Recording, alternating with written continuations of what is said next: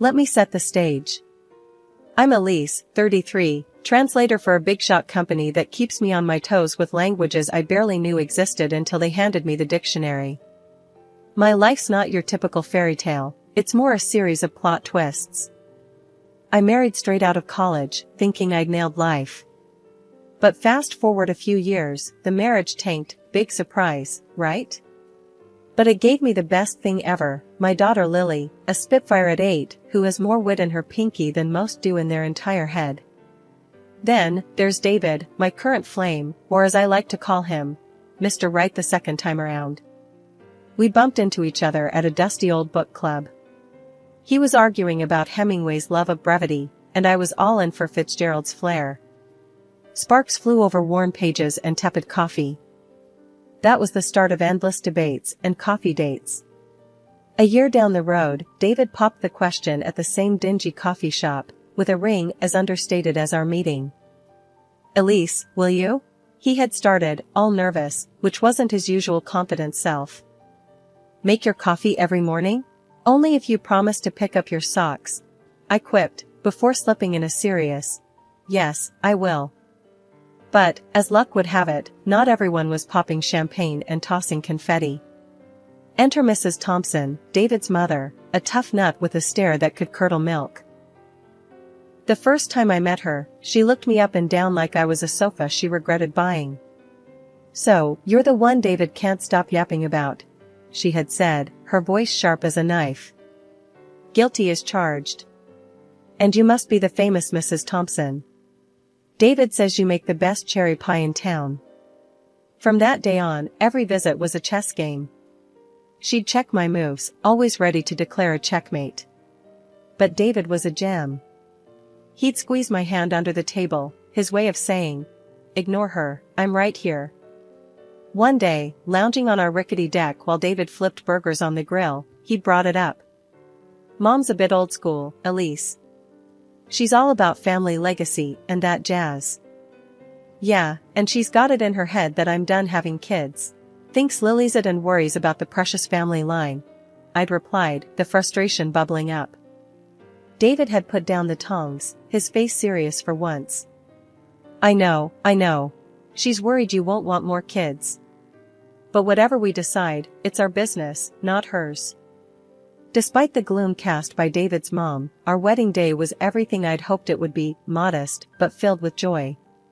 My daughter Lily was dolled up in a cute pink dress, practically floating around the venue, her laughter a melody that softened even the sternest hearts. Everyone we loved was there, smiling and cheering, except for one. Mrs. Thompson sat through the entire event with a face like she'd sucked on a lemon. She didn't even get up to congratulate us.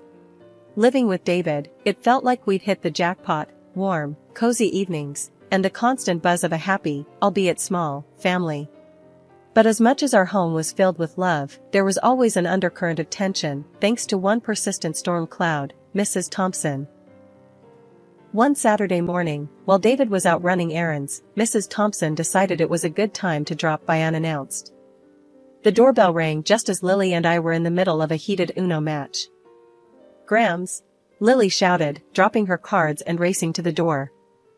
I followed more slowly, steeling myself. "Mrs. Thompson, what a surprise," I said, my voice polite but cool. She brushed past me without a greeting, her eyes sweeping the room like she was the health inspector and we were a restaurant on the brink of being shut down. "I was just in the neighborhood," she said, though we both knew she lived on the other side of town. "Thought I'd see what you all were up to without David around to supervise." As I headed to the kitchen, I heard her start in on Lily. "So, young lady, has your mother been keeping you busy, or are you just lazing around the house all day?" "We were playing Uno, and I was winning," Lily responded with a confidence I wished I could muster. "That's no real skill, is it? Why don't you read something more stimulating?" I returned with her tea, placing it on the coaster with a little more force than necessary. "Lily's top of her class, Mrs. Thompson. Uno's just for fun." Mrs. Thompson sipped her tea, making a face. "Well, as long as she's not falling behind. David tells me you're managing well enough, but I have to see it for myself. And making sure he's not burdened with more than he can handle is part of that." I sat down across from her, forcing a calm I didn't feel. David isn't burdened. He's thrilled. We all are. This is our family now. She stood up, smoothing her skirt. Well, I'll let David know my thoughts. He deserves to hear it from his mother. As she walked to the door, I followed, my voice firmer now. David hears everything from me, Mrs. Thompson. We don't keep secrets or run reports to parents. We're adults, building a life together. She paused at the door, her back to me. Just remember, Elise. I'm his mother. My approval might not mean much to you, but it means a lot to him.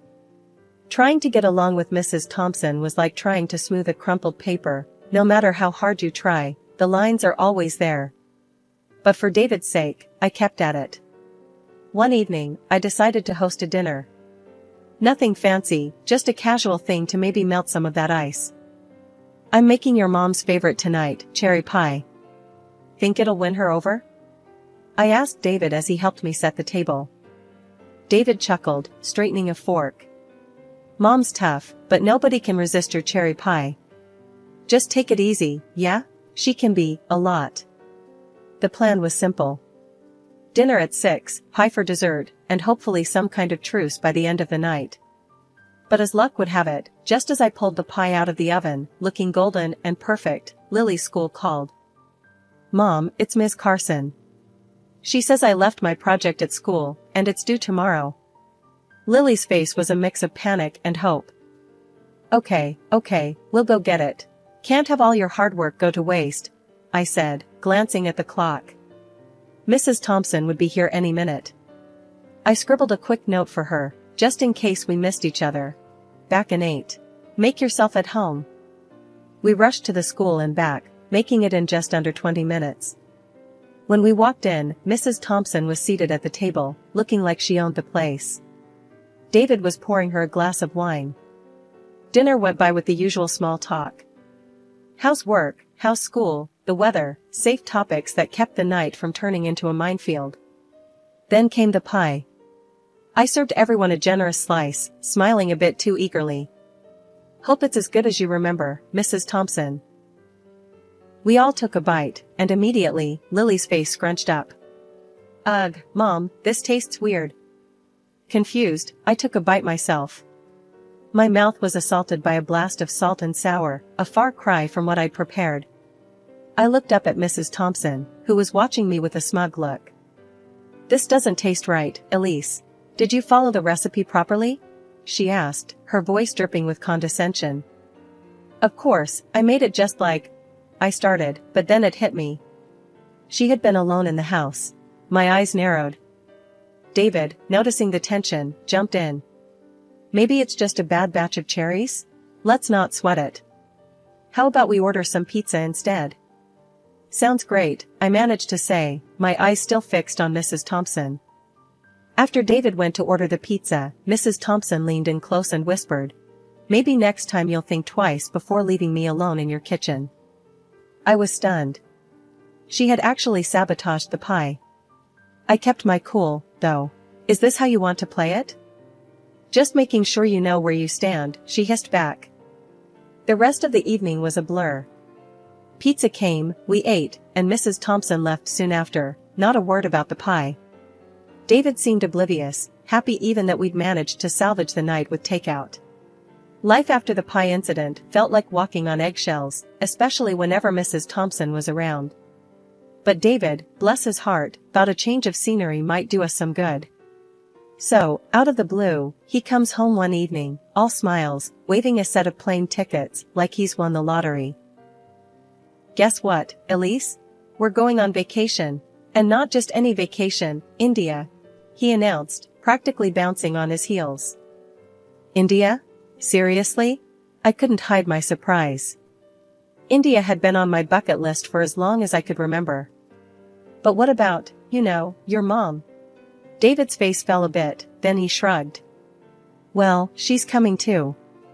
Thought it'd be good for all of us to spend some quality time together, bond a bit. I sighed, already dreading the drama, but not wanting to burst his bubble. Alright, if you think it's a good idea. When do we leave? In 2 weeks. I got it all planned out. We'll see the Taj Mahal, ride elephants, the whole 9 yards. His enthusiasm was infectious, and despite my reservations, I found myself getting excited about the trip. The weeks leading up to the trip were a whirlwind of planning and packing. Lists, shopping, more lists. The night before we were set to leave, David and I sat down with a map and a guidebook, marking out all the spots we wanted to visit. "You really think your mom is going to ride an elephant?" I joked, trying to keep the mood light. David laughed. "I'd pay good money to see that." The day of the departure was chaotic. Bags everywhere, Lily running around in excitement, and Mrs. Thompson, well, she was her usual self, complaining about everything from the weight of her luggage to the timing of the flight. "Why does it have to be so early? And why India? It's so far and exotic," she grumbled as we loaded up the car. "Mom, come on, it's an adventure. Elise has always wanted to see India. We're going to have a great time," David tried to reassure her, giving me a wink. At the airport, Mrs. Thompson's mood hadn't improved. She fussed over her boarding pass, her seating arrangement, the lack of her preferred magazine at the airport shop. On the plane, Mrs. Thompson ended up seated separately from us, much to everyone's relief. She had managed to argue her way into an aisle seat closer to the front, away from our block of 3. As we soared above the clouds, heading towards an unknown experience, I couldn't help but wonder if this trip would bring us closer together or drive a deeper wedge. But ready or not, India awaited, and with it, a journey that was sure to be unforgettable. India was nothing short of an eye-opener, colors, chaos, and smells that could knock you sideways if you weren't careful. We'd been having the time of our lives, except, of course, for Mrs. Thompson, who found something to complain about at every turn. Still, David, Lily, and I were making the most of it, soaking up every experience. After a long day of sightseeing, we were back at the hotel, exhausted but happy. I was unpacking some of our stuff when I noticed Lily looking guilty, fidgeting next to her suitcase. "What's up, Bug? You look like you're sitting on a secret," I nudged her gently. She bit her lip, then pulled out a package from her bag. "Mom, look. Grandma gave this to me at the airport and told me to keep it a secret. She said it was a snack for when I get hungry." My heart sank as I saw the package. It was bacon. "Lily, sweetheart, you know we can't bring meat into the country like this, right? It's against the law here." Lily's eyes widened, teary. "I didn't know, Mom. Grandma said it was okay." Just then, David walked in. "What's going on here?" he asked, seeing the upset looks. I handed him the package, my voice tense. "Your mom snuck this into Lily's bag. It's bacon, David." "What? No, she wouldn't." His voice trailed off as he looked from the bacon to Lily's upset face.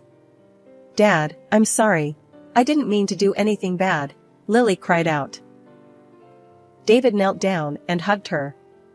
"It's not your fault, honey. You didn't know." He looked up at me, worry creasing his forehead. "Elise, what are we going to do? First, we get rid of this properly. Then, we need to have a serious talk with your mother," I said, more annoyed than ever. David nodded, still shocked but supportive. "Yeah, okay. Let's handle this." We managed to dispose of the bacon without any issues, thankfully. But the mood was set for a confrontation. We found Mrs. Thompson in the hotel lounge, sipping tea as if she hadn't a care in the world. "Mom, can we talk?" David's tone was firm as he approached her, a sign he meant business. Mrs. Thompson looked up, her expression wary. "What is it now, David? Can't you see I'm trying to relax?" David didn't waste any time. "Why did you give Lily bacon to bring here? You know that's illegal. It could have gotten us in serious trouble." Mrs. Thompson scoffed, rolling her eyes. "Oh, please, it was just a few slices. You're making a mountain out of a molehill." "It's not about the quantity, Mom.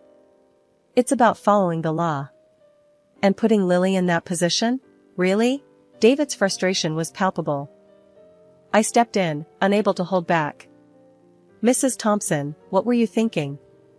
Putting your granddaughter in such a risky situation, just for what? A snack?" she bristled, defensive. I was thinking of my granddaughter, unlike you, who drags her halfway across the world to places like this. That's enough, Mom. You're not making any sense, and what you did was wrong. Plain and simple, David cut her off. The conversation went around in circles for a while, with Mrs. Thompson refusing to see reason. But David stood his ground, and I couldn't have been prouder.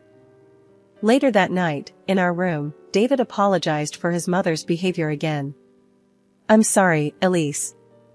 I never thought she'd go this far. It's not your fault, David. But we need to be more careful with her. Who knows what else she might pull, I said, the day's events weighing heavily on my mind. David nodded, pulling me close.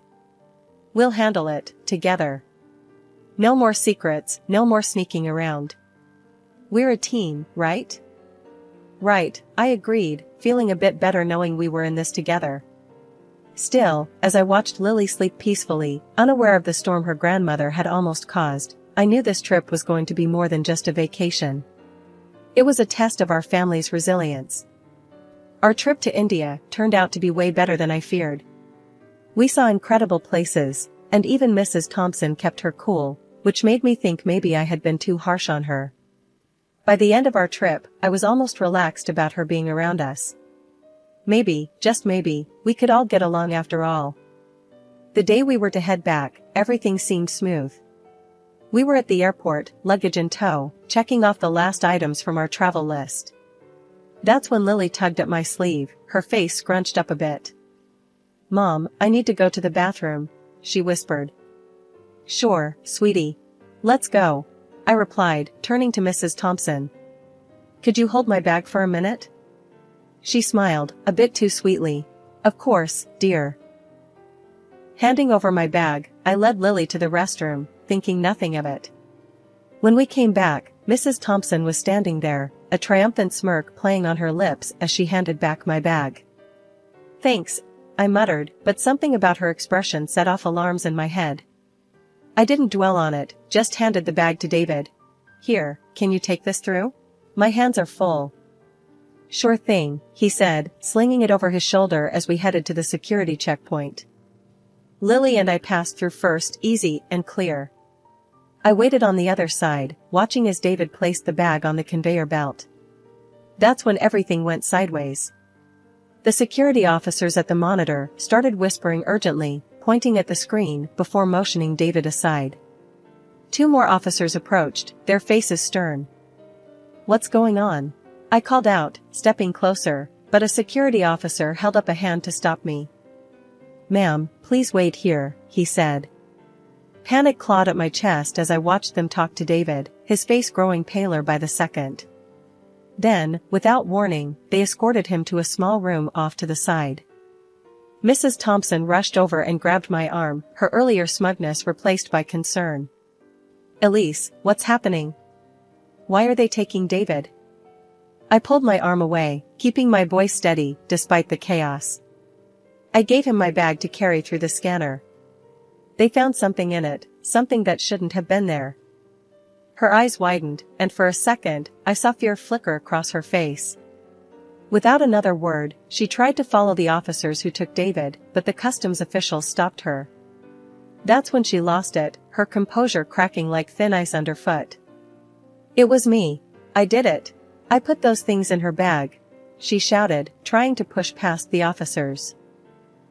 The officers, now alert to a deeper issue, brought her back to where I was standing. They started asking rapid-fire questions. It was then that Mrs. Thompson broke down completely, crying and shaking as she confessed. While Elise was with her daughter, I put the money and medicines in her bag, she sobbed, her voice echoing in the busy airport. I wanted her to get caught, to be held back here while we went home. I couldn't believe what I was hearing. It was one thing to suspect your mother-in-law didn't like you, but another to hear her admit to framing you. The customs officers took us all aside to sort through this mess. As we stood there, with officers buzzing around, taking notes, Mrs. Thompson turned to me, tears streaming down her face. Elise, I'm so sorry. I thought if you were out of the picture, David would come back, that he'd realize his mistake. But I was wrong, so wrong. Please, can you forgive me? I stared at her, feeling a mix of anger and pity. You didn't just make a mistake. You almost ruined our lives. The officers had listened to everything, and after confirming the story with the surveillance footage, they decided to release David. He came back to us, his face a mask of shock and relief.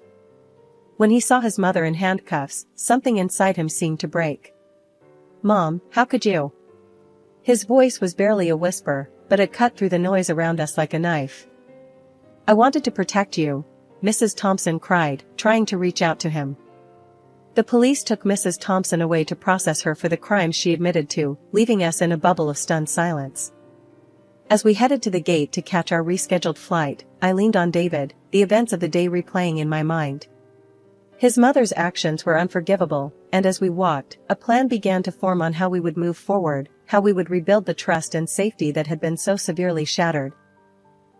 Back home, the silence of our living room felt like a stark contrast to the chaotic noise of the airport police station. David and I sat with cups of tea that had long gone cold, the events of the past few days settling around us like dust after a storm. David broke the silence first, his voice low and weary. I can't believe she'd go that far, Elise. I'm sorry you had to go through all that, because of her. I looked over at him, seeing the strain in his eyes. It's not your fault, David. But we do need to think about how we move forward from here. We can't let this slide. Yeah, I know. He leaned forward, resting his elbows on his knees. The lawyer mentioned a restraining order might be necessary. Given everything, I think he might be right. It was a tough pill to swallow, the idea of legally barring his mother from our lives, but it was a measure of the severity of her actions. It would give us peace of mind, at least. She needs to understand the consequences of her actions, legally and personally. David nodded, rubbing his face with his hands. Yeah, I'll call him tomorrow. Get it started. It's just hard, you know? She's my mom. I reached out, taking his hand. I know she is. And this doesn't mean you don't love her. But we have to protect our family, David. We have to protect Lily. A few days later, the restraining order was in place. It was a surreal feeling, knowing that it had come to this. When David told Lily, he did it in a way that was gentle, but honest. Grandma made some very bad choices, and for now, we need to make sure we're all safe, he explained to her. Lily nodded, her understanding far beyond her years. Is Grandma going to be okay? She asked, her small voice full of concern. We hope so, sweetheart. We hope she gets the help she needs, I added, pulling her into a hug. Life started to settle into a new kind of normal. The days passed with fewer worries about unexpected disruptions, and slowly, the tension began to ease from our shoulders. Mrs. Thompson had spent 2 months in a local prison and was then deported back to the United States. The image of her, desperate and broken, was stark, but it was her actions, not mine, that led us here. Days passed, and the ripple effects of Mrs. Thompson's actions were felt throughout our wider circle of family and friends. People who had once been fixtures in our lives began distancing themselves from her. Her betrayal wasn't just personal, it was profound, affecting everyone connected to us. She lived alone now, isolated by her own deeds. It was a harsh reality, but a self-inflicted one. One evening, as we sat watching a movie together, wrapped in blankets and sharing a bowl of popcorn, David paused the movie and looked over at me. Elise, I've been thinking a lot about everything that's happened. And I just want to say thank you. For being so strong, for being the rock for this family. I smiled, leaning into him. I do it for us, for all of us. Because that's what you do when you love someone, you stand by them. As we resumed the movie, I looked over at Lily, her eyes heavy with sleep, safe in the knowledge that she was loved and protected. Reflecting on everything, I realized that family isn't just about the good times. It's about who stands with you during the trials, who holds your hand when the path gets rocky.